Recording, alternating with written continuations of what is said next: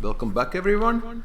So hope you had a good lunch. So we are going to not everybody's back, but so we were looking at various list methods, a way of changing, adding, removing items from a list. All this mentioned, we didn't talk enough about string methods. If lists have methods, things you can do with lists, there are things we can do also with strings. And again, we're working mostly with text in this workshop, so this might be worthwhile to spend some time on string methods. So let's take a look at those. I added a new code cell. Again, all these codes in this workshop will be available again at the same link afterwards. For example, I just added all the work we did in the first part of this workshop has been added to the repository. So if you actually went to this Colab link and run this notebook again, you would see all the extra code I added during the workshop. So this will be updated also after the next part and the part after, so it will be kept up to date. Okay, so string methods. Right, so string methods. So I added some text. So let's do. So if I have my string, let's say name, right? Is oldest, I believe, or bulbs. Okay, my name is bulbs. Okay. So what we can do is, what can we do if I do name and dot, right? Look at this here. Depending on your connection, you should see some methods what you can do with strings. So let's start with the first one, capitalize, right? And again. On this will, as you could probably imagine, right? Well, capitalize. So, nothing happened. In this case, nothing happened. Why? Let's read about this method. If you hover or mouse over the method, you don't have to type help, basically. It's a help. It's a built-in help. So it says return a capitalized version of string. So this means first that has uppercase, the rest will have lowercase. Let's demonstrate this. Let's demonstrate this. So if I have, let's say some string, which is maybe some string. Let's do maybe ABBA, right? Not very interesting string, right? But right, ABBA, right? We will do it. Some string capitalized, right? Also, I use tab key to. I'm using tab key to autocomplete because I'm lazy. I don't want to spend time typing, so I use tab to complete the code. Control Enter on ABBA. So, right. I think it's pretty much again. You don't have to memorize all these. It's just basically you use the dot to see the methods available. Again, different types will have different methods available. Let's go through a few more, because again, text is the most important thing. Strings will be most important in this workshop. Again, so let's look again my name. Case fold, that's less used. I don't even mention center count. We can count, right? Let's do ABBA again. So some string. You can do count. B. Right? It should be two. Yes. Okay. So this is count. Counts. Well, there's no even help built in, but it counts the occurrences. Right. Let's see what else. So some string. We have find. Also might be good. Right. Let's see. Capitalize. Find. Let's do find. Right. Or let's end with, right? Let's do ends with, which is basically ba, right? Will be true, right? By the way, there should be help available for count. Yeah, I don't know why it didn't pick up. Right? See? No, it doesn't pick up at all. No, you see? Built-in method count string object. Yeah. Are you getting help? Yes. Oh, yeah, of course, if you want to see if it doesn't work, as Aldis is saying, you could do this help string count, right? So because, and then it will show you what it is. Oh no, count, sorry, not like this, right? Yes. Okay. and this will show you the help here. Right. Return this number of non-overlapping occurrences. So one of those things is that it's sort of a greedy count, right? There's actually, I'm not particularly interested to see why the count works like this, but it doesn't actually count all the occurrences. I'll demonstrate this to you. If you do something like this, B, right? Count. What would be count BB? So question is now, what will be returned as a number? What will this return? Well, anyone? Any ideas? What should be the number? 3. Again, that's my natural feeling. If you working with text for a long time, you think it's 3. But this mentions here is non-overlapping. So unfortunately, I don't know why this was chosen. This count uses non-overlapping. So it's greedily. The answer will be 2, right? Unless something has changed, it's 2, right? So that's something to consider using count. So it will not consider, so count method will not consider overlaps, right? I mean, to me, humanly, I think it will be 3, right? But I don't know if anybody holds, do you know why this is the case? No, but I can understand how it happens. Yeah. They take first 2, remove them, then count the rest. Then keep counting, right? So kind of a right. So if you want count overlaps, you'll have to come up with some of your own code actually for that. So let's look at some more string methods. So ends with, right? So let's find B, right? So this will give you index, right? Again, it will give you index B1, right? So this returns index of first occurrence, right? String 1. Yeah. So for example, if I did this name find this, all this right? Well, this, right? So this will be what number? Where does this start in my name? Well, this, right? It starts at 3. I expect 3, right? Should be 3. D starts at 3. So yeah. So of course, this means that if I want to see if I find it, so I can do this. Name 3, of course, will be this.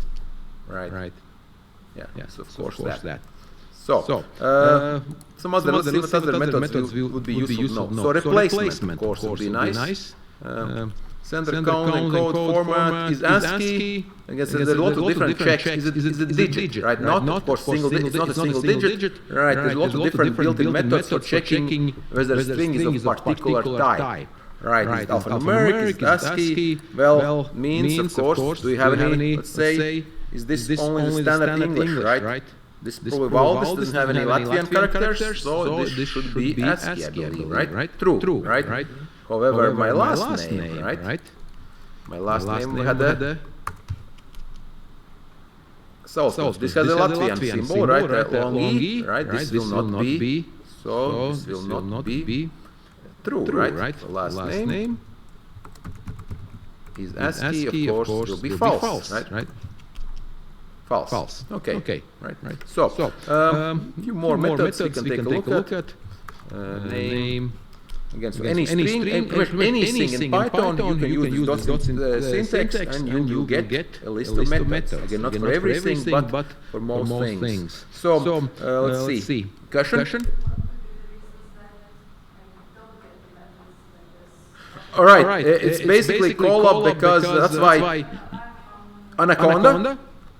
You should be getting them because let's take a look here, right? I have maybe you need to press tab. Okay, let's take a look here. This is a local version, right? Running on my computer, right? Let's do this. Let me get my name. So this is Anaconda. This is Anaconda running locally, right? So well, this is right. And of course, exactly the same thing, right?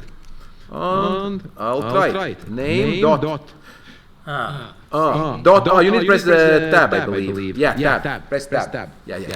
Again, that's the thing, is that the small slight differences. Right, so tab to see it, right? Okay, great. Excellent. Fantastic. So, Yeah, so yes, so Google Colab works slightly differently. It shows you immediately, right? And otherwise, Colab you can't press tab. So okay, so name and right. So ends with so count, fine, alpha, different checks. What kind of string is it? Some interesting things, but let's see, lowercase, right? Right, lowercase, of course, right? Everything to lowercase. Baltic, right? So I lost my capital and my name, right? And name uppercase, of course, right? Upper, I believe, right? Yes, upper, right? Again, pretty much self-explanatory what it does, right? Everything is in. I'm shouting, right? So I'm yelling, all in capital letters. So no. But let's see what the replacement, right? Yes. Right. So I could do replace VA, right? With as you can imagine, I can replace this, right? So what will happen? Right? If I did it correctly, all this, right? Okay. So, but of course, the thing is, there is a slight difference between these two methods. Remember, with lists, we were modifying the list itself. However, strings are not mutable. You cannot change strings. So my name. So okay, this is all this, right? But my name still Valdis, right? Because strings are not mutable, right? Strings are not mutable, right? So what to do? Well, replace. Question.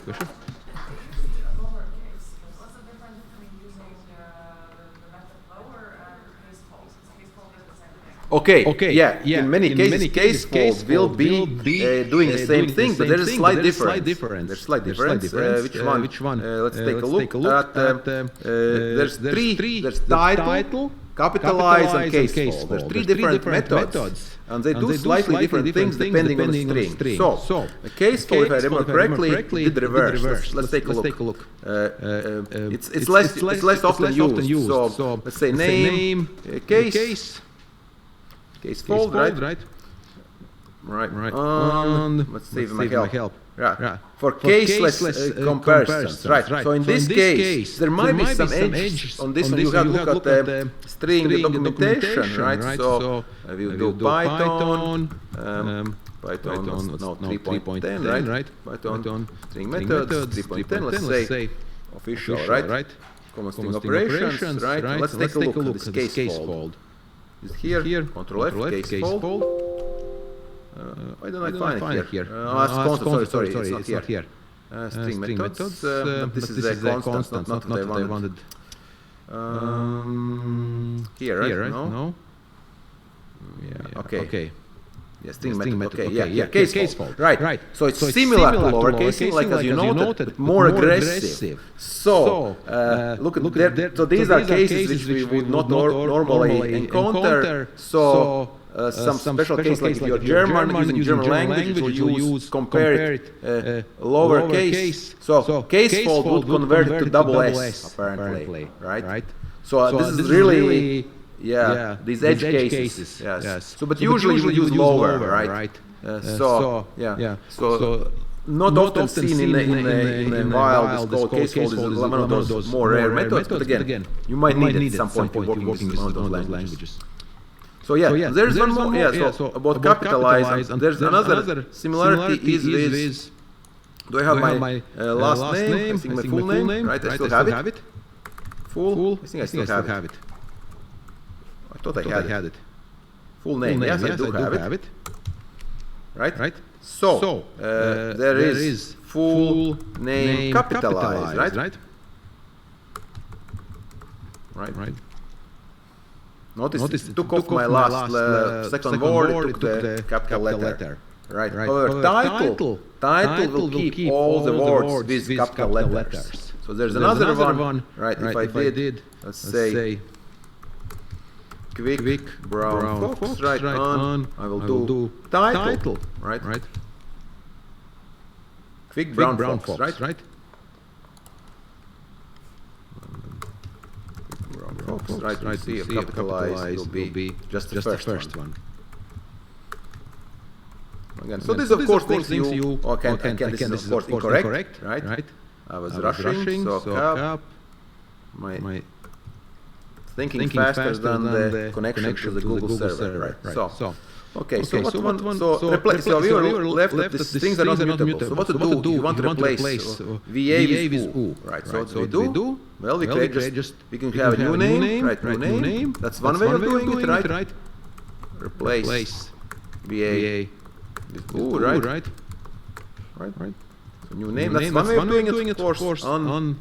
There's nothing wrong, right? My name still Valdis here, right? I could replace this. I could also override this, right? I could overwrite it. So I could overwrite. I could overwrite the old name, right? I could do this.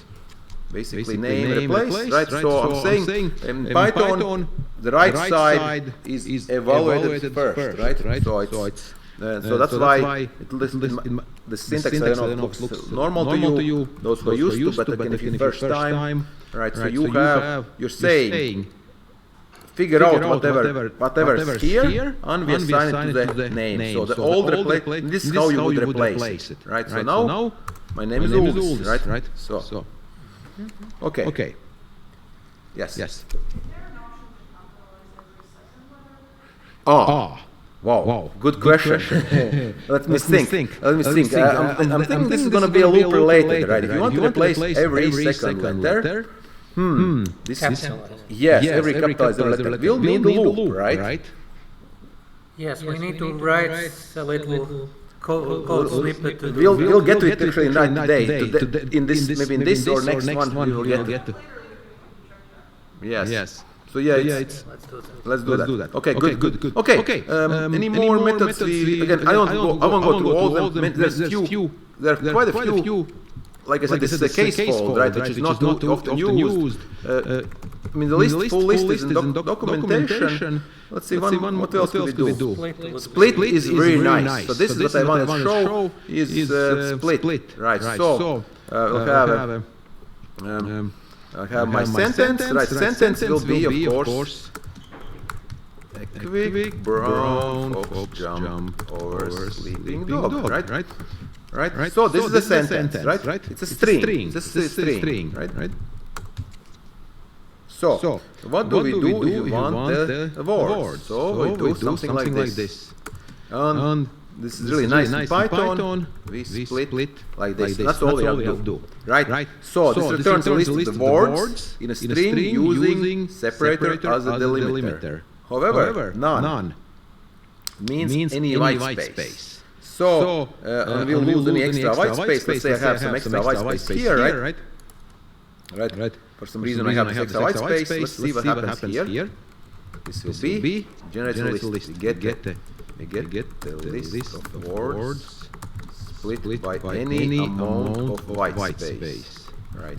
But including new lines, right? Tabs, etc. Right?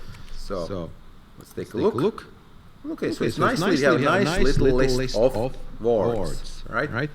Very nice to get that. So from again to be nice to manipulate working when we have loops, right? We need to get the loops pretty soon, right?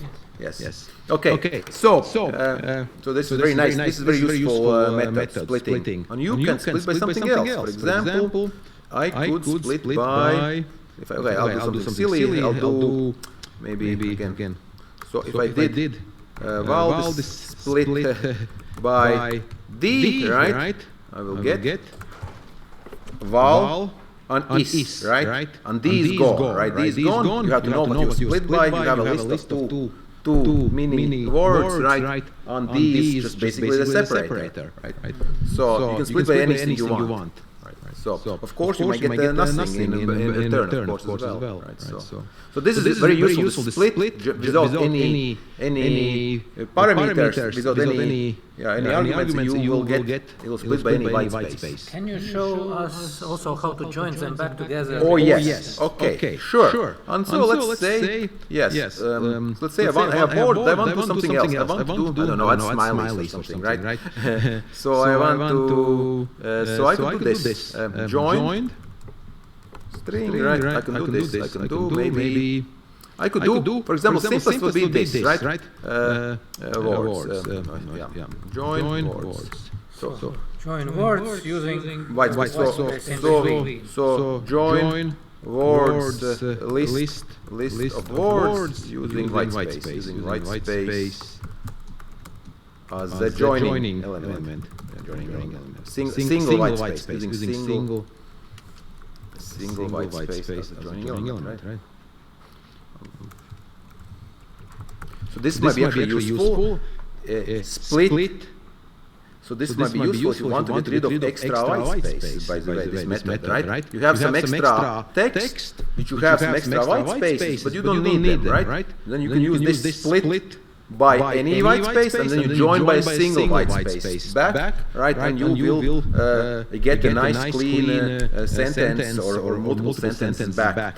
Of course, you could also use the replace, right? If you don't know how many white spaces you have, let's say you have some double white space, you could have used the replace, two white spaces to one, right? But if you have say 6 or 7 and you don't know, you have big text, big amount of text, this will split and join, very common in text processing, extremely common operations, right? So, and we got back the original, not counting the white space. But of course, I could join by something else, right? I could join by smileys, right? We'll do some smileys. Smiley Unicode, right? Right, I could do, right? But since we have full Unicode support, right, let's do some smileys, right? Also some smileys. Right, so smiley string, right, will be, see, and join words, right?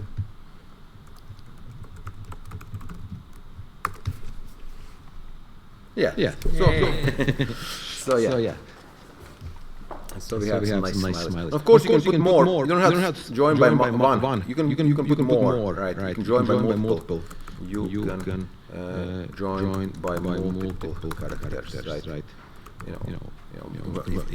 So that's so this is very useful. Of course, not the smileys, maybe less, but the actual idea. Right. So before we move on to ifs, maybe we will go quickly on dictionaries, which we will encounter, because that's the second major structure for storing your data. The dictionary, I think we all have a pretty good idea what dictionary is in terms of English or any of our languages. So that's actually it is. It's like an index in your back of your book. Dictionary gives you a quick access to data if you know the key. If you know the key, you'll find the answer very quickly, right?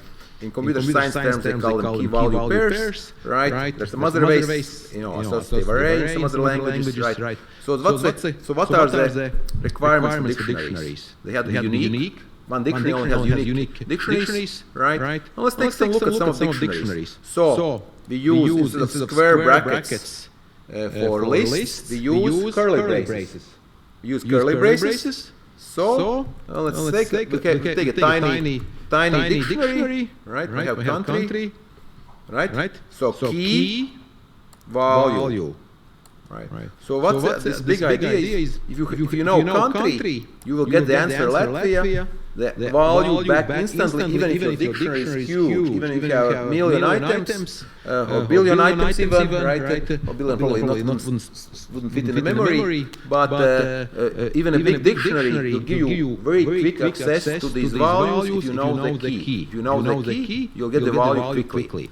So let's add some more adding and overwriting.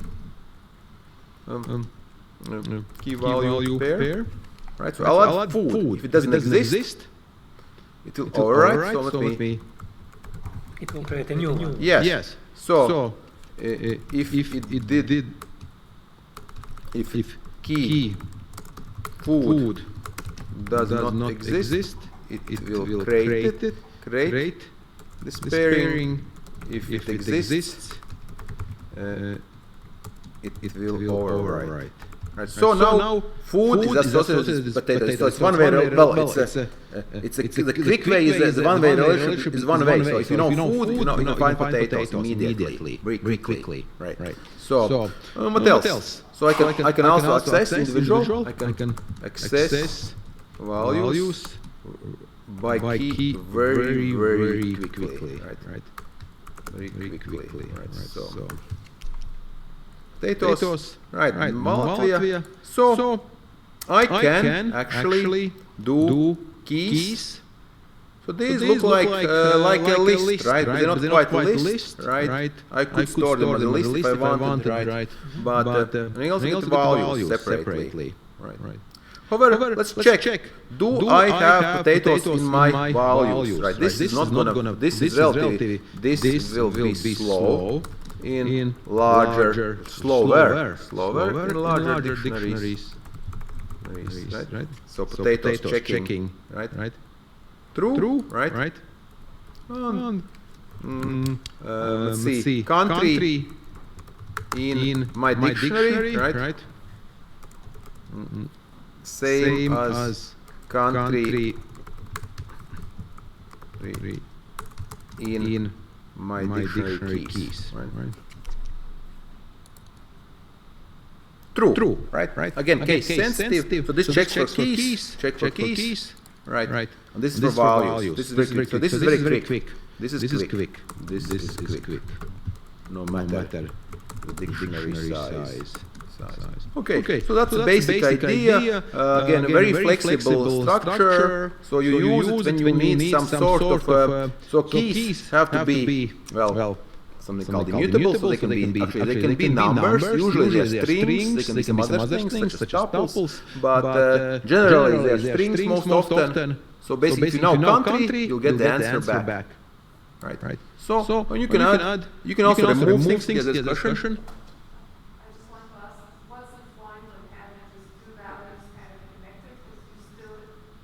Well, it's well, yeah, that's what I'm saying. Yeah, I mean, I'm showing you two, but you could have 100,000.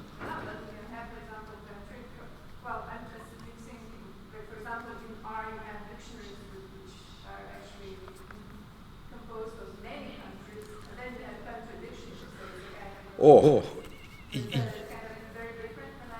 No, you're very same page. Yeah, you could have countries. You could have done this. You could have a nested dictionaries. I mean, you can nest these things, right? I didn't want to complicate here. You can nest things. You can have dictionary of dictionaries. You can have dictionary of lists. You can combine these things. So lists and dictionaries are sort of your basic building blocks for something more complex, right? You have a really many hierarchical structure with multiple levels, right? Data, right? Then you could have a dictionary which holds other dictionaries. Like for example, I could have let's say country dictionary, right? You could have something like this, right? You could have maybe you could have this.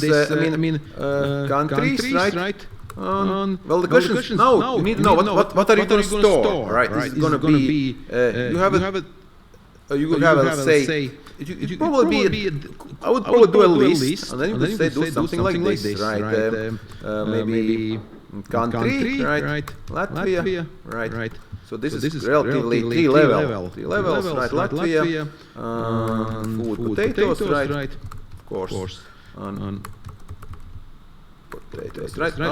Let's say you have Estonia, right? And so on, right? So something. This is three levels. Country, right? You could do this. Is very typical, like if you're doing something with JSON type of data, right? Estonia, right? I don't know, potatoes, food. That's a good data. So we have a dictionary that contains lists. Yeah. So this is actually in this case. This outer shell maybe was not strictly needed, right? Because you have a list actually. So you have an outer dictionary which holds a list, and this list holds multiple smaller dictionaries, right? So this is three-level structure. So this means actually, I was not food, but here you could have let's say maybe. Countries, maybe, I don't know, what else? People, I don't know, something not related maybe, or I don't know, countries and I don't know. Cities or something like that. You could do this, right? And you know, I mean, again, the whole point of dictionary is you have a key, you need quick access to the data. But generally, like when you're working here, right? So let's say cars or cities. Could be a list basically, right? This would be kind of very good. On this, of course, again, you could argue this is not very good. Tallinn, I can't spell correctly. Tallinn, right? Yeah. Oh, it's no spelling, right? So Kiev, of course, right? Is that correct? Right? Yeah, correct. Thank you, Google. So now this is a multi-level dictionary, country dictionary, right? And this is right. So you have cities. You have two keys: cities and countries. Cities is storing a list. Countries is also storing a list. However, that list of countries is actually storing a list of dictionaries. Right. So how would you get Latvian food out? Right. Well, you would need to know that this is actually first country. Right. So you would do this country dictionary. You would do countries. Right. This is a little more complex example on food. This works. So this works.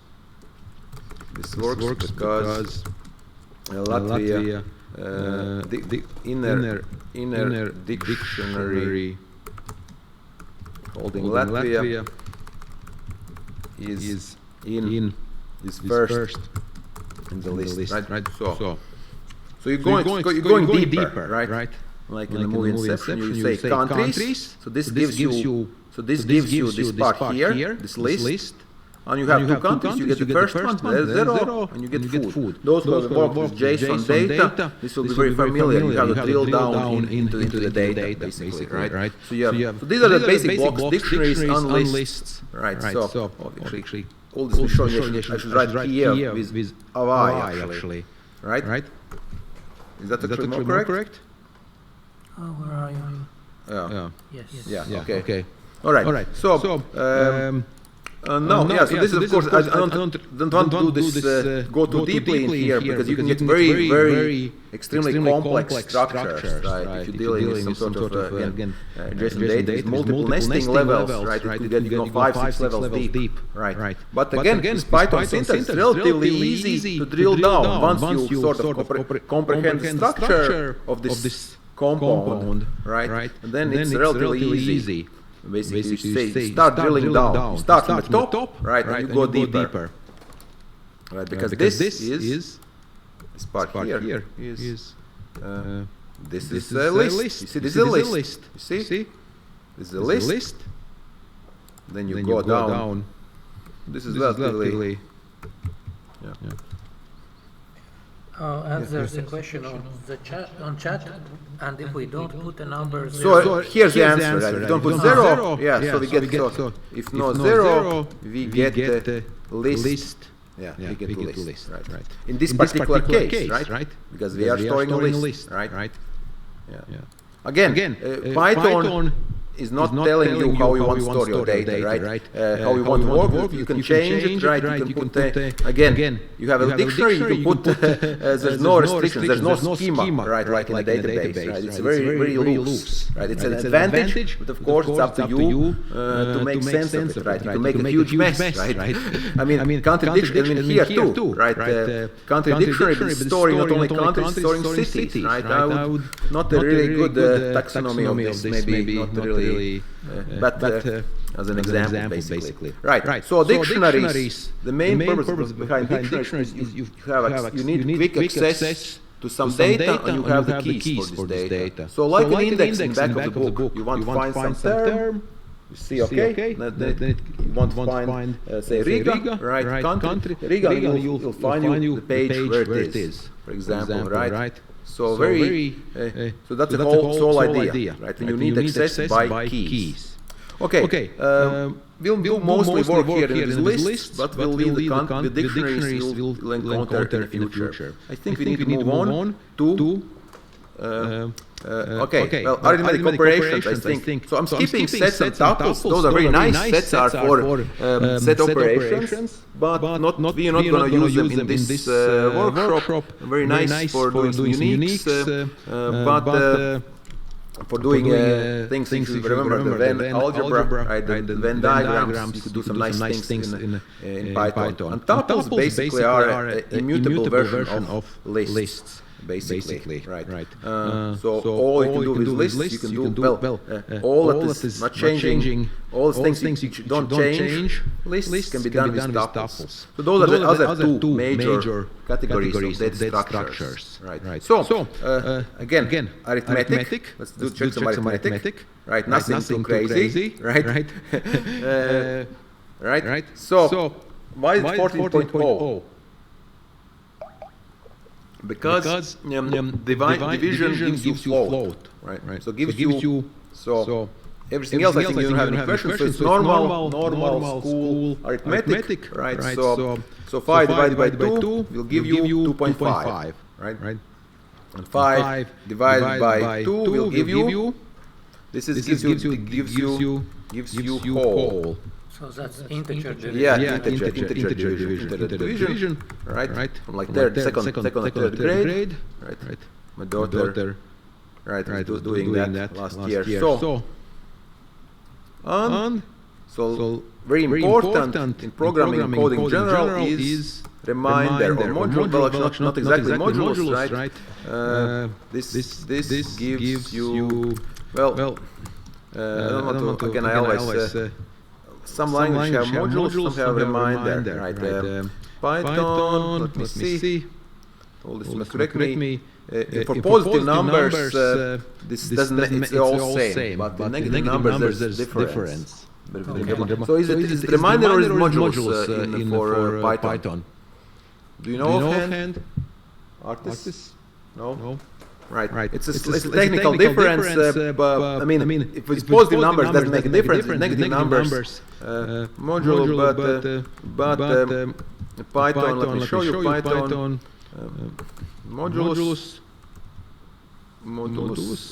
Modulo, right? Is it modulo? Yeah, it is modulo. Apparently, it is modulo operator. Yeah. If it's real Python, yeah. So it's modulo actually, right? So it's technically modulo.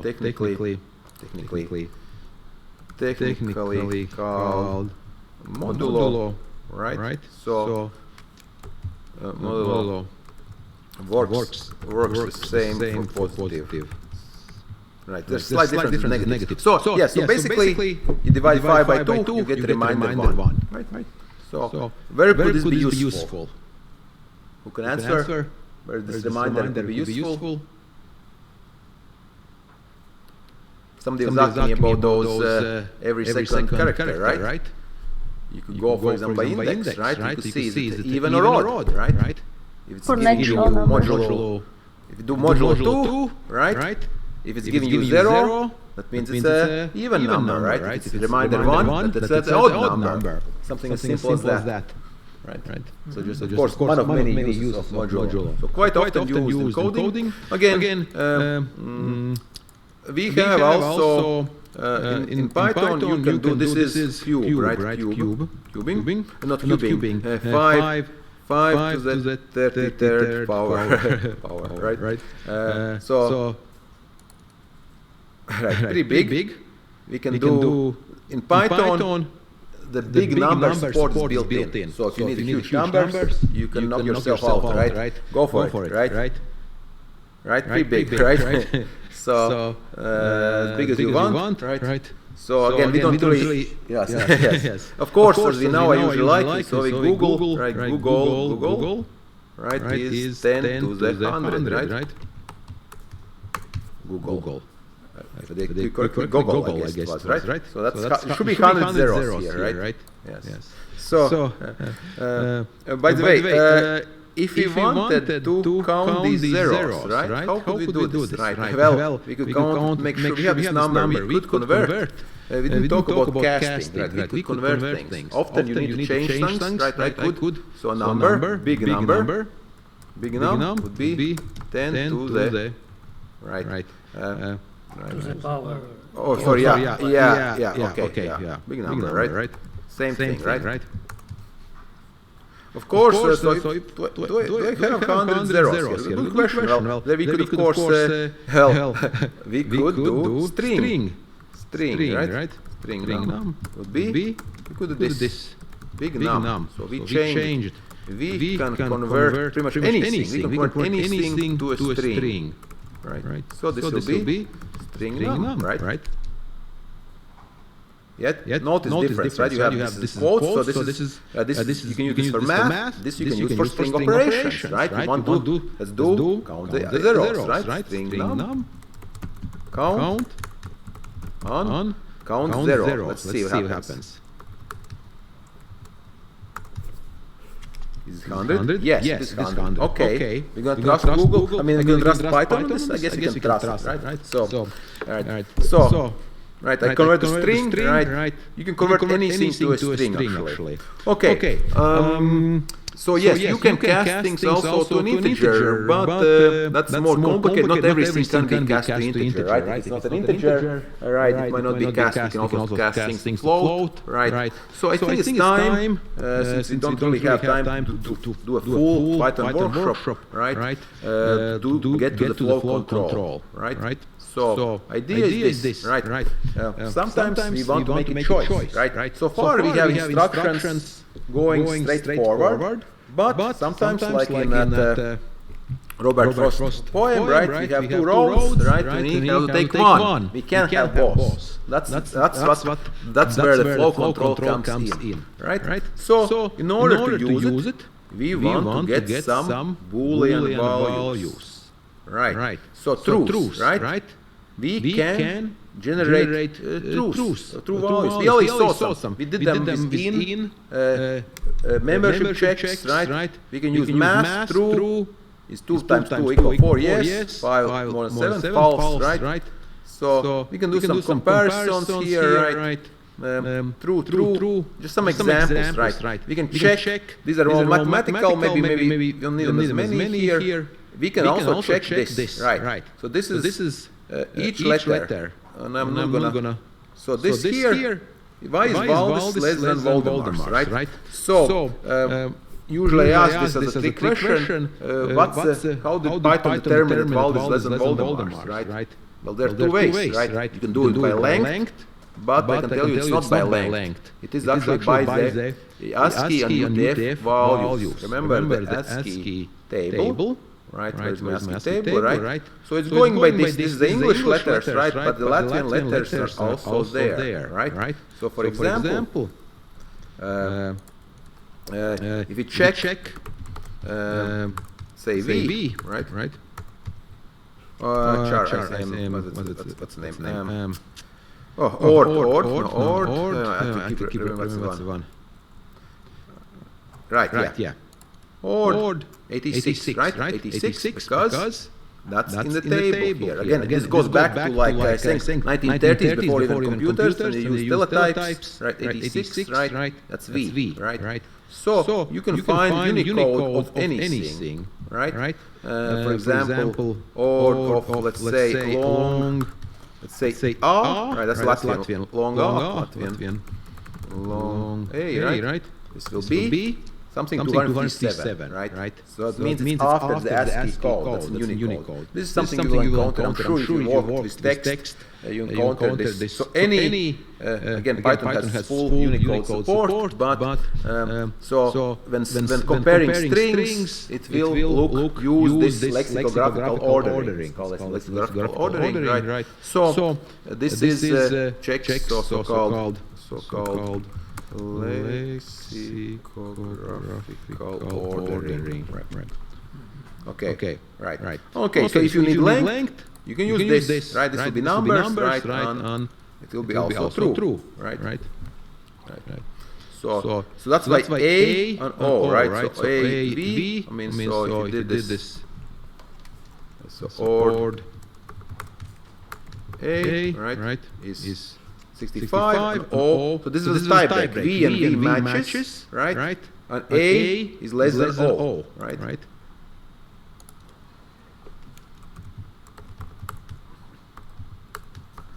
That will not order correctly with Latvian. Yes. So that's the thing. The ordering. So how do you do? Well, so if you have some Latvian large letters here, of course it will be you have a larger value, right? If you have the capital A. So if I made, let me do this, right? So let's try this example. Tool is the same. If I add my valdis, right? Valdis, I don't know, that doesn't make sense, but okay. Will this be true? No, false, because A is 257, right? So this wins the tie breaks, right? V matches V, that's a even, so we go to second letter and so on, right? Is everything clear on the lexical ordering? Okay. All right. Yeah. Okay. So we're back to Booleans, right? We saw the Booleans are special in programming computing because, well, those are the basic building blocks. We have zeros and ones, right? True or false, yes or no. So we need them to build the logic to make a choice. Computers underneath are all binary. In 1950s, there were Soviet computers who used 3 values. But that was an experiment which didn't work, right, in 1950s. Very interesting, but from then on, all the computers use just 2 values underneath, right, bits. Right, so true and true, right, and we can also combine these values into something called Boolean algebra, right? So we can combine, true and true is true or false is true, and not true is false. So for those who have maybe programmed some other language before, Python uses English keywords to combine different Booleans, right? So use and or not. And of course, this goes back to this is the only math you need to know as a computer working with programs. You only need this George Boole, Boolean algebra. Right, you need to only know 10 values, right? Rest you can do with computer. Rest the computer can do. So you need to know this table. This table, right, is all you need to know. So and or not negation. Those who have taken logic, I'm sure you're familiar with this table, right? So you have 2 values, and that's all that computer really needs. You can derive the rest from these. So these you should know by heart. Rest is not that crucial, right? Conjunction, disjunction, and negation. Right. So that's what this provides. True and true, true or false, not true. So where is this important? Okay, we can check membership, right? We can check. Remember, we can also check if we can do this, right? Remember, I can do all in Valdis, right? Also, this also gives you a Boolean, right? This also gives you Boolean, right? Okay. So we use it to make a choice. Use to make a choice to make our programs run depending on some condition, right? So, and this is in Python. We don't need to use parentheses. So if 4 is larger than 5, then do something. So we check this condition, right? And then will become a miracle, right? 4 larger than 5. Will anything happen? Let's take a look. Nothing happened, right? Because why? Because this is false, right? This is false, and so nothing happens. One important point here is this colon here, right? Pay attention. This is in Python. If you see a colon, this means your next line will be indented. Pretty much all operations. I don't know of any exceptions. All the time. So what does this mean? This means this is a code block. After it applies this, it applies here. So prints anything. Prints always prints. Right. Keep print still inside. If scope. What's the word? Statement. Still inside. If statement. Right, now I'm out. Now I am out. Right. So indentation. Right. And for you, Google Colab and Anaconda will do it automatically. If you hit colon, you press enter. It will go to the next line. Will be indented. By default, it's 4 spaces, but you can set your editors to more. I think in Colab it's usually 4 spaces. So basically you define a code block and a number of lines that are together that will be executed in the if statement. Yes. Okay. We can do some more examples. Right. So hello. That's magic. That's not magic. So the only one of these. That is, so this printed, this is magic, that didn't print, magic didn't print. So what is this here? This is inequality, right? We check, is this equal to that? So we can check if all this is equal to all this, right? All this not equal to all this, right? So what will happen? Well, is it false or true? What do you think? It's a true statement, right? It's a true statement, right? We check for inequality, right? Check for inequality, right? It would be same as not. Right? We have to do this. Can we do this directly? No, let's check. I think we need to do this. I think you can just write not. Yeah, let's do this. Yeah, so not Valdis. Reference again, sometimes equal, right? Okay. I think you need brackets here. Let's check, right? Is it the same? True. Actually, it is true. Right.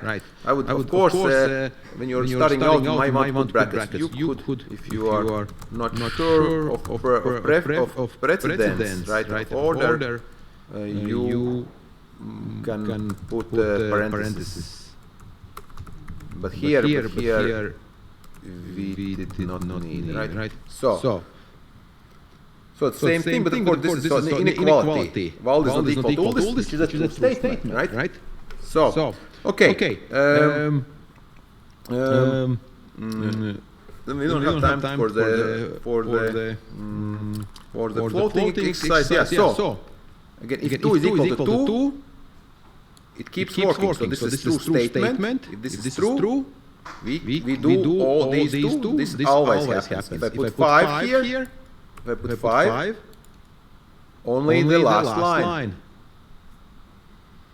So this is a code block for this if statement. Right? You can keep adding. We can keep adding more things here.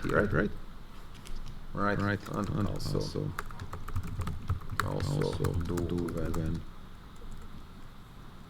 if is true. Right. So if I do change it to 4, of course, usually this is the true. I mean, this is a sort of say there's no challenge for the computer to do this. Usually you have at least one of these will be a variable. Usually, right? It really doesn't make much sense. So here's a little program to check your temperature, right? So we can enter temperature in Celsius and we can check it in Fahrenheit, right? So this is a formula for conversion, right? So let's run it. And we encounter something else here. You see a little prompt. So input, if you need to ask somebody for input, you can use this to get the input from a human user like you. So I will type something 36.6, right? And let's see what happens. And I press enter. Well, you will enter something what floats. Why is it? What happened? Why is this 0001 here? Right? Well, that's a peculiarity of floating points. They are precise only up to certain level, right? About 15 or 17 digits after a comma. And so after that, you're not guaranteed precision, right? So floats, they're not, how should I say, this is not Python specific. This is in all languages, even in Excel, right? You will need to use, if you need precision, 15 digits after a comma, you will need to use a specific different data type. But again, we don't really need to worry about numbers. If you do need to worry, what we can do is this, right? I'll show you round F2, right? We can round it up. we can round numbers up, right? That's round, right? So let's try it. Again, 36. So 97.88, 2 digits after comma. And that's much better. Right. So you put enter, so 2. Instead of 2, you can use the required number of precision. Right? So anything you can do 0 will be 98, right? It will round up. You see the mouse, right? So let's run it again. Let's say 37.8. I hope I'm not that hot, but right, 100. Okay, I'm too hot. I need to find a doctor, right? So this only works if the temperature is out. How are we doing? Makes sense? Any questions about this? Yeah.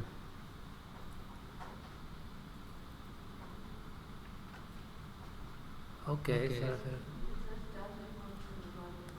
Okay. Do you press enter?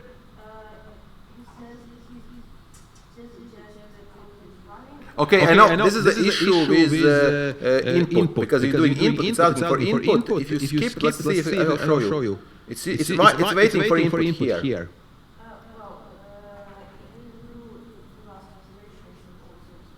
This one here? Okay, maybe yeah, let's take a look. You can always, by the way, you can always stop it, right? There's nothing wrong, right? If I run it, you see, and I don't want to enter numbers. I don't know. I don't want to put my temperature in. There's nothing wrong with putting stop to it, right? You can stop the cell, right? Interrupt. You can stop the execution. I mean, it'll throw you a slight error, keyboard interrupt, but that's nothing, right? That's fine, right? During handling, right, it tells you, gives you a big message. You can even search what the message means, but really, we just said stop it. I don't want this instruction, I want to stop it.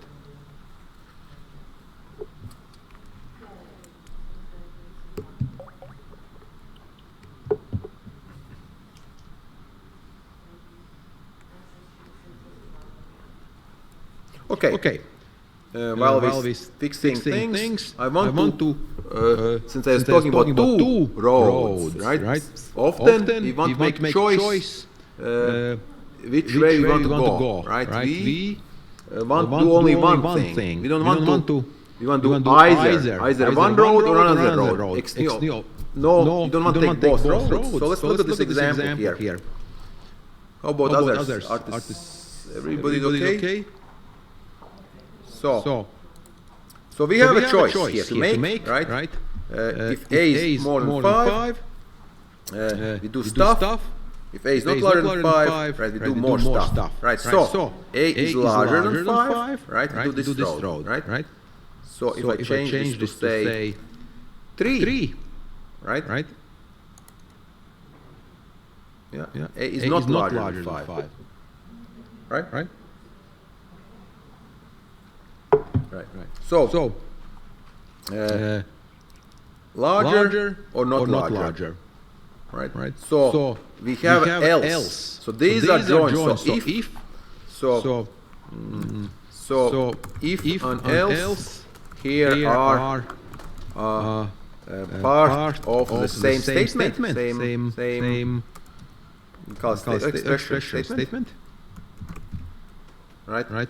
So or expression, I would say, right? So it's the same statement, yeah. So if and else they are joined together. So you can't have your cake and eat it too, right? You have to do one thing. You can't do both, right? So that's again. So in this case, so else is when you need to do depending on the condition. You don't do one thing, right? So does it make sense? Else.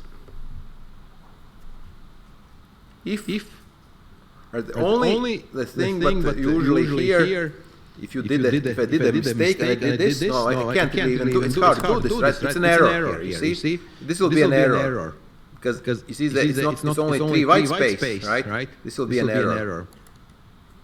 Oh, actually, I didn't even get to do it, right? Or maybe in this case, it seems to be okay. It seems to be okay.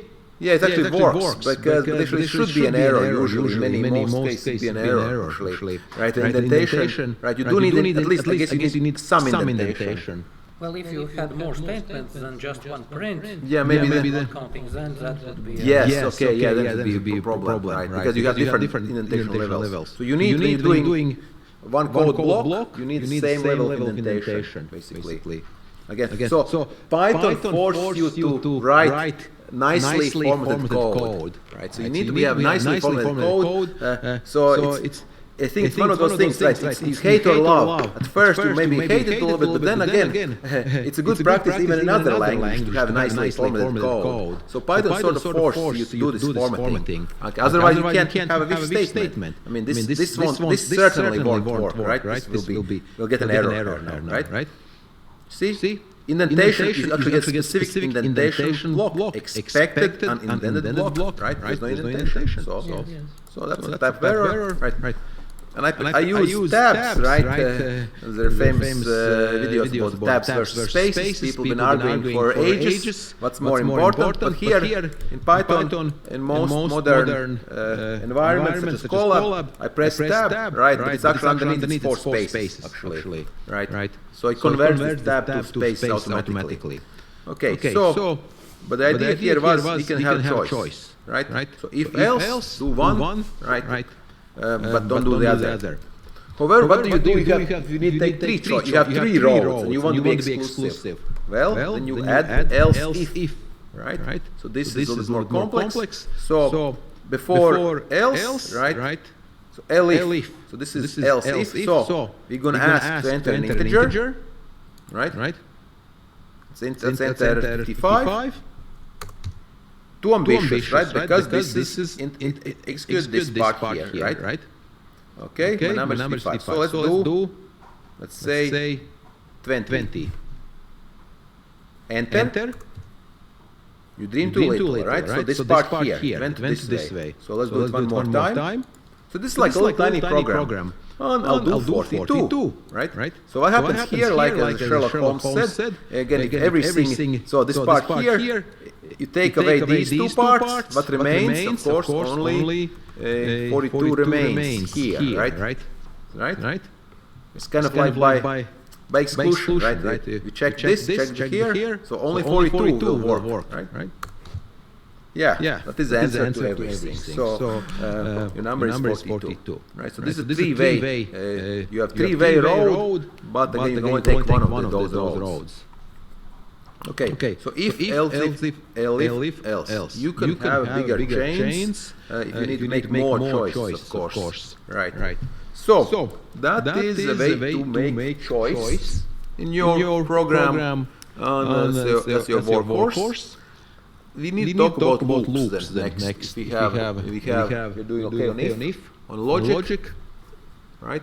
So let's take a look at loops. So this is again very much needed, right?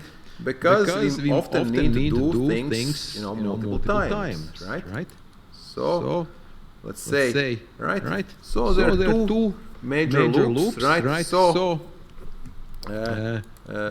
show you. So I'll maybe show while. But mostly we use if. So there's a while loop. So this means while this condition is true, you keep doing it. So Alice, I printed this, and this is talk, right? And I can add print. I is maybe this. I can do like this. Right. Let's see. Right. So this is a simple type of loop. While condition is true, while this is a true statement, you keep working. Well, it's maybe the easiest one to do, but there's a little problem, right? If we can, if you do something like this, while basically I less than 5, right? What will happen? Let's say less than 10. What happens if I am lazy and I do print? Right. What will happen here? Right. First of all, let's check. Is this what's the value of I? I is 5, I believe, right? 5, right? So what will happen here? Who can tell me? Right? Well, not all this, right? What? Yes, exactly. So I could run it. I'll do it, right? Let's do it. Let's live dangerously, right? Let's do it. So it will start. Right? It will keep spinning, right? Right. Unless several start. At some point, by the way, Google call-up will warn you. Looks like you are running for an infinite loop, right? Are you sure you want to continue? But I'll stop it, right? So I use 5 all the time, and so it continues. Yeah. I stays 5 all the time, and it will continue. So that's one of the. Well, it happens to everybody who uses while loops, right? At some point, right, you will get infinite loop, right? Because you forgot to change the. You need to do change. There's a question. Excuse me? There should be an interrupt, I think runtime, interrupt execution, I believe, something like that. Let's check. I think also there should be a big stop button. Let's take a look. Kernel, oh here, there's this button here. Interrupt the kernel. So you'd say, okay, no more, I don't want to do this. Right. Yes. Yeah. Okay. So it's always good to also try to break things. There's nothing wrong with trying to break things. Okay, of course, it printed this huge thing, right? So I'll have to hide it, right? It got pretty busy, right?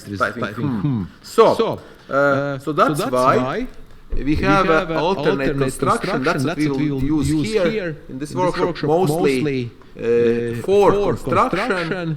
When we have a collection of something, a sequence of some items. And we use the for construction. So, for example, for x in range, right? We can print it, right?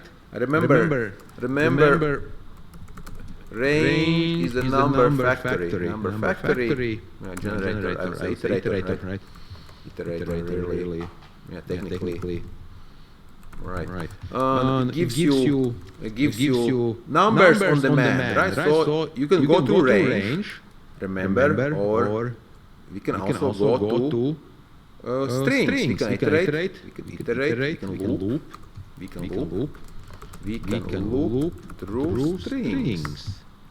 Yeah, loop, iterate. That's a fancy word for looping, but basically technical. Right.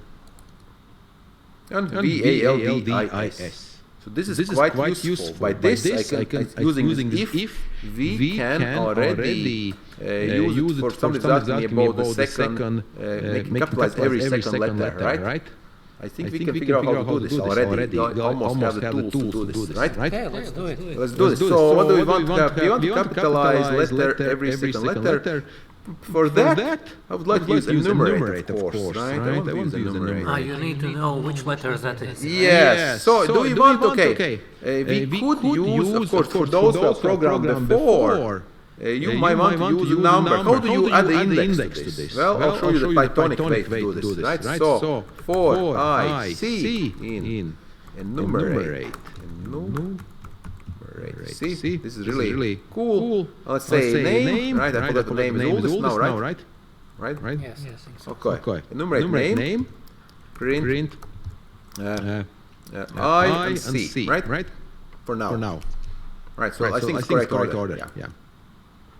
0, 1, 2, 3, 4, 5. Okay, so we have the tools, right? We have the tools to do this task.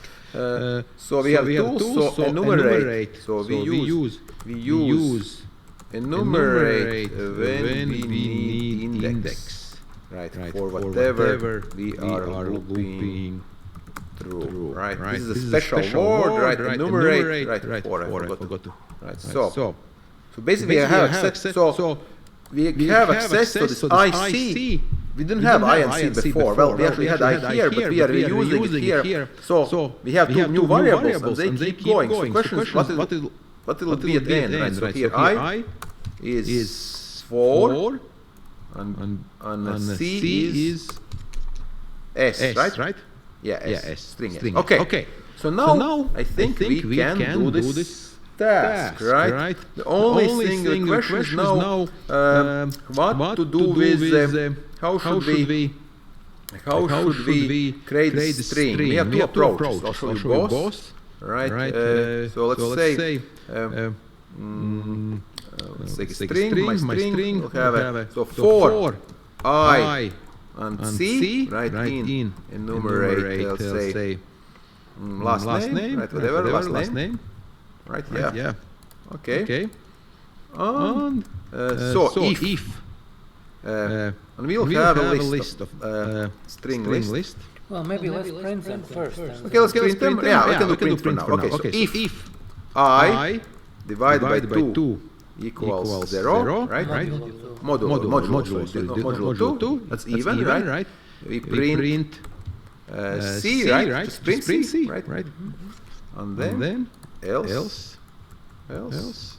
print C capitalized. Title doesn't matter because single letter, right? Capitalized, right? Doesn't really matter. Upper, I guess will be fine. Upper would work as well, right? You capitalize single letter. So, and let's run it. Right. SAU, right. C lower, actually. Maybe C lower, right? Ah, yes. Technically correct, right? So that's how you usually start running a program. You do print, see everything sort of works, and then you actually can do it, maybe save it. So how would we save it? We have two approaches, right? We could add them to a new string. That's for this small example would be okay, right? New string, right? This, right? And we could do this. So this will be one way. This is a slight downside. This, right? New string plus equal C, right? This is same. This is same as saying new string equals a new string plus C, right? So concatenation, basically, right? This is just a shortcut. Can you see it from the back? Is this seeable? Right. In fact, we have to do it. Right. Right. Of course, there's an error here, right? I'm not actually doing any change, right? So of course, right? This is upper. You can of course okay, so let's see, and then print the string. So this is okay. See, yeah, so it worked. Right, so this approach, right, this works. So that's how you get even odd capitalization if you want, right? You check either even or odd, right? Obviously, you can adjust this as you need, right? Do you want every third letter capitalized, right? You change this to 3, then, right? If you want every third letter, right? Okay, so this is okay. This approach is okay, but I will tell you this is not well, string of concatenation is relatively heavy when you do have a big string, right? So this approach is fine, right? So this is fine for smaller strings. You know, I'd say less than a million items, smaller strings, right? I would suggest, I'll show you an alternative way. Maybe you already, those who pay attention to lists, can think what's the other way we could do this. We can use a list and then join together. So that would be a better way for larger data. We store them in a list. So we can do this. I'll show you. I'll do it at the same time. So new list. Right, new list will be empty. Right. I'll add it here. And new list. Append. Right. C lower. Right. New list. Append. New list. Append. C upper. Right. You need to do something. Yes. We haven't done this. We have. Let's check. Do we have a list? We have a list. New list. SAULS. Okay. We have it. So how do we get the string? Well, you might be tempted to do this, right? This won't be what you want. New list, right? This won't be. I mean, it will technically work, right? But this is just a string of this, right? This doesn't look good, right? So who remembers what we do? Yes, perfect. So now it's up to us. What do we join? Well, do we want to just do we want space or no? If you don't want space, we do this simply. My new string will be join nothing. Join nothing. New list, right?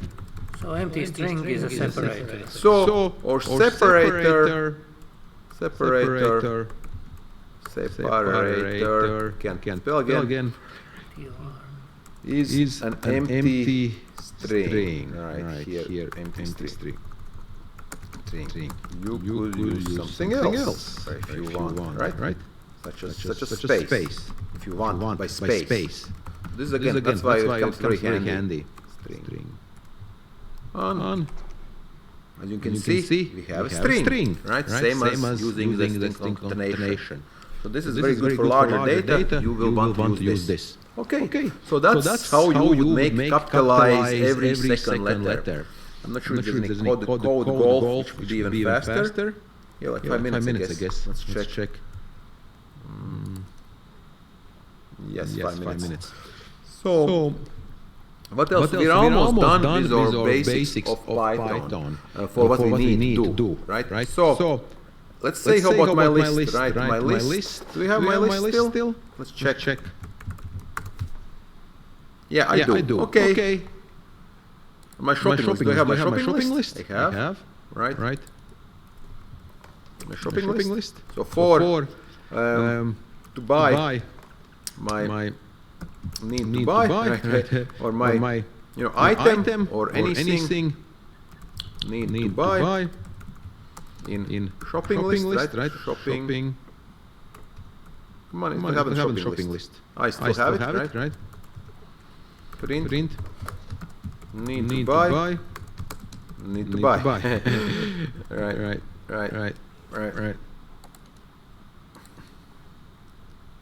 Right. So we go through and we can do whatever. We can go here. We could actually open up a website or something. We could do actual buy. We could open up do the actual buying operation. This is of course very basics of programming, right? This loops, as they say, loops go brrr, right? So, are there any questions? So far, looping. I assume those who have already done some programming, this is all, well, pretty much too easy. Too easy maybe, but again, but if you're doing it first time, this might be slightly, I don't know, scary. Right. So basically, this is what we go through, and this is basically for each time, this gets reassigned, right? Need to buy, gets reassigned, each iteration. So, if you want to go through multiple items, if you want to go through dictionary, let's see what's my dictionary like.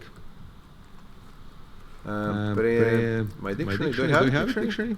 What do I have? My name, I have lots of my dictionary, right? This is country food, right? So I can look through dictionary.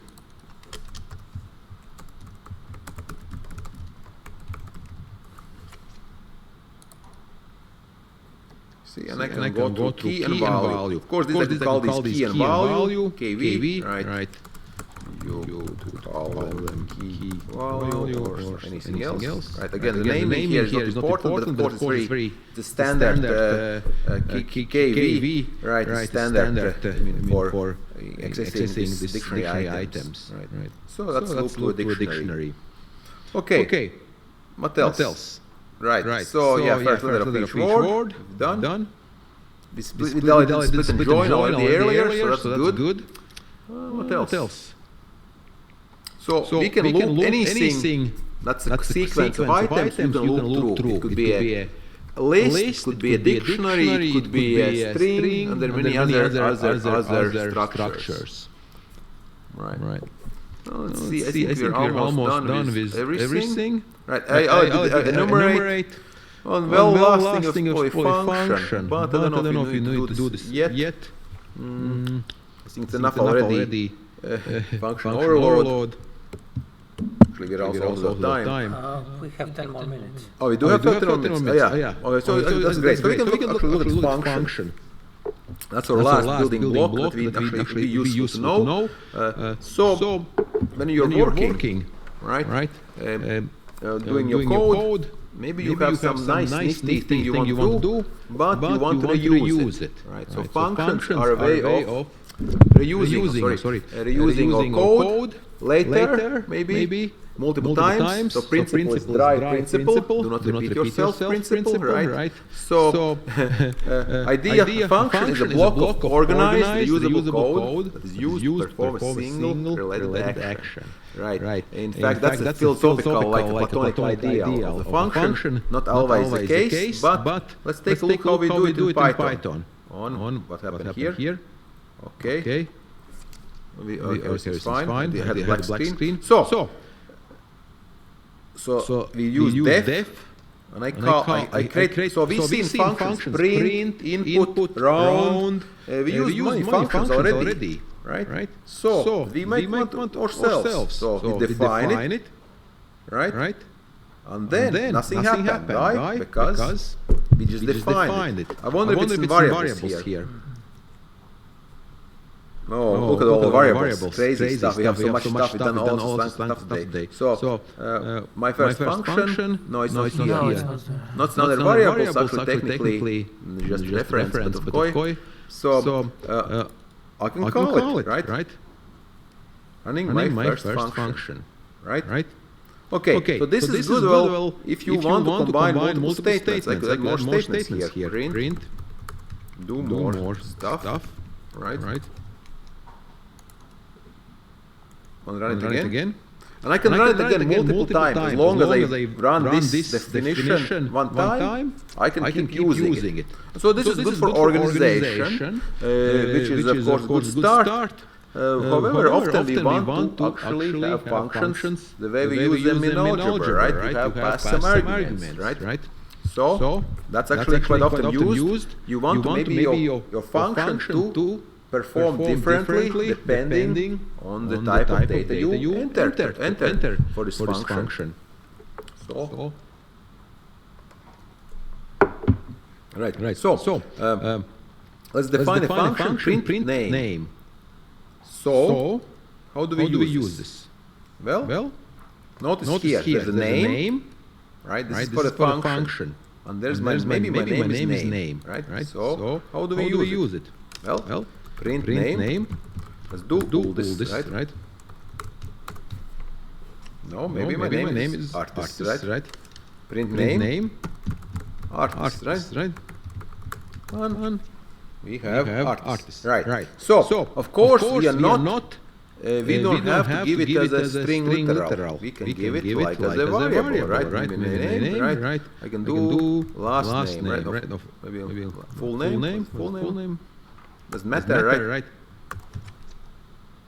Maybe my name is this, right? So we can give it directly, instructions directly, or we can give a variable, right? So make it even more useful, right? Could you make a function that packages that printing every other letter? Yes, let's do that.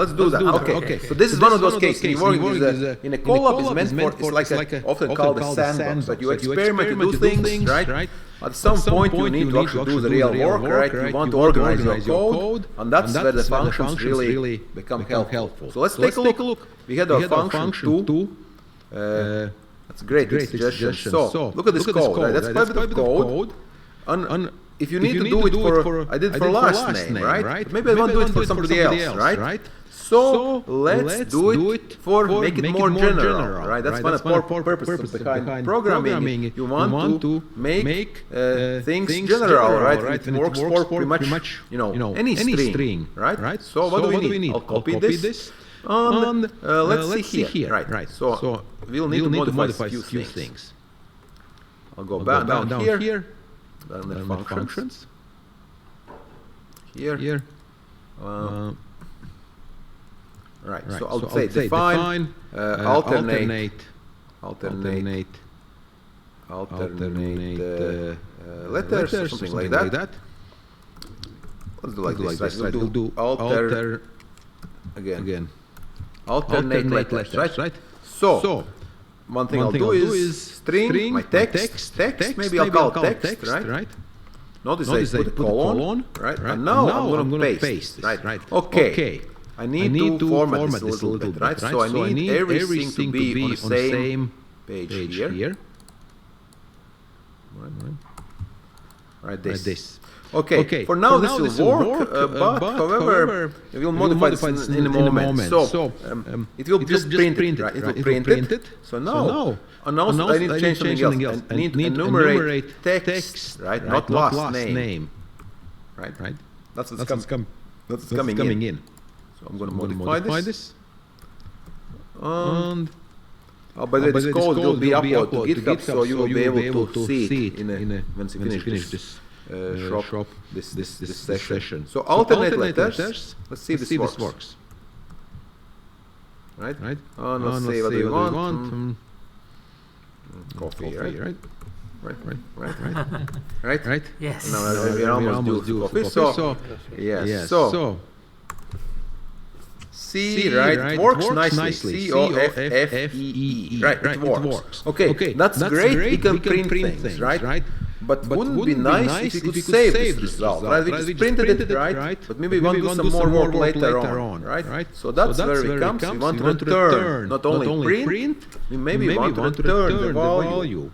And in Python, it's as simple as writing return a statement. Say, what do we want to return? Right. So what do we want to return? Well, we could return a list, right? This list actually will go away. I can do a new string. So I can basically return new string, right?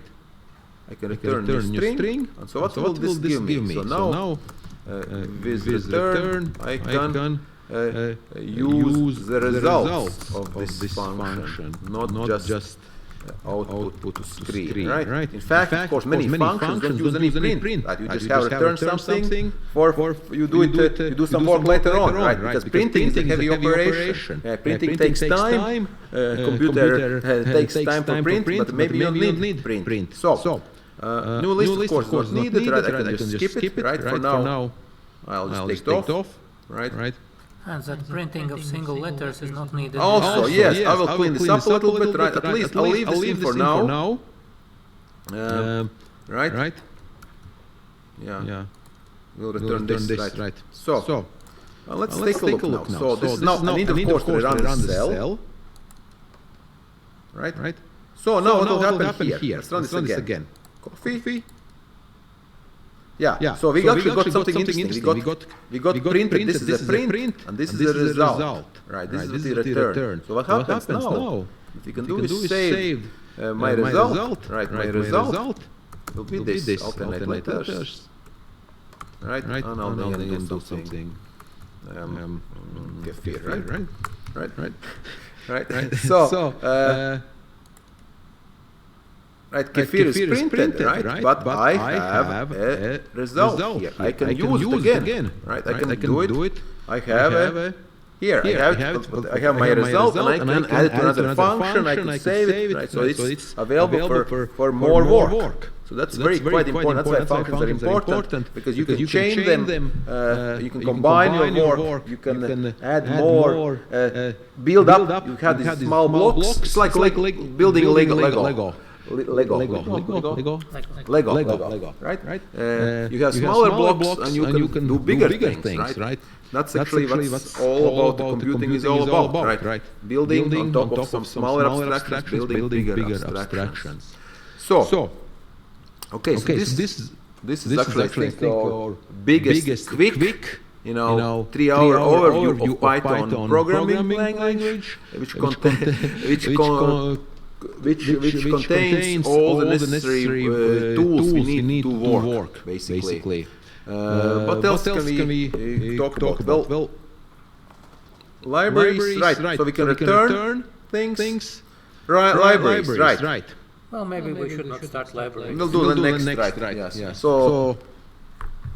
Unless you... No, I think it's fine. We'll encounter them naturally. So what I'll do now, since we've done so much, I will upload this copy to GitHub. Right? So this means all the work we've done here, right?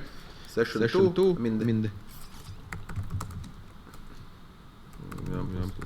I'll wait for it too.